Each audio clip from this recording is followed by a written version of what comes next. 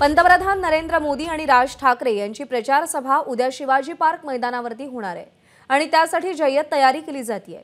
सभा मंडपाची संपूर्ण उभारणी पूर्ण झाली आहे। सोबतच हजारोंच्या संख्येने लोकांना बसता येईल अशी आसन व्यवस्था करण्यात आली आहे। सभा संध्याकाळी पार पडणार असल्याने फ्लड लाईट्सची उभारणी देखील पूर्ण झाली आहे। मोदी आणि राज ठाकरे पहिल्यांदाच एका मंचावर पाहायला मिळणार आहेत। त्यात पंतप्रधान नरेंद्र मोदी महाविकास आघाडीवर काय भाष्य करणार हे पाहणं महत्त्वाचं असेल।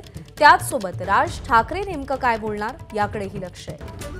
पंतप्रधान नरेंद्र मोदी यांची सभा शिवाजी पार्कच्या मैदानावर आपल्याला होताना पाहायला मिळणार आहे। मी सध्याला त्याच मैदानावर आहे। आपण बघू शकता की संपूर्ण जय्यत तयारी जी आहे ती सध्याला इथं आपल्याला पाहायला मिळते आहे।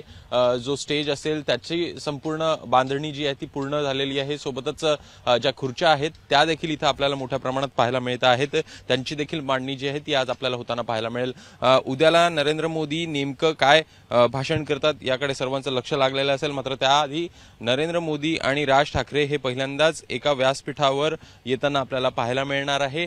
एकूणच सभेदरम्यान नरेंद्र मोदी महाविकास आघाडीवर काय टीका करतात हे बघणं महत्त्वाचं असणार आहे। एकूण फ्लड्स असतील, लाईट्स असतील किंवा इतर जी कामं आहेत इथली पूर्ण झालेली आहेत आणि नरेंद्र मोदीची या सभेसाठी एकूणच भाजप आणि मनसेकडनं किंवा महायुतीकडनं मोठी जय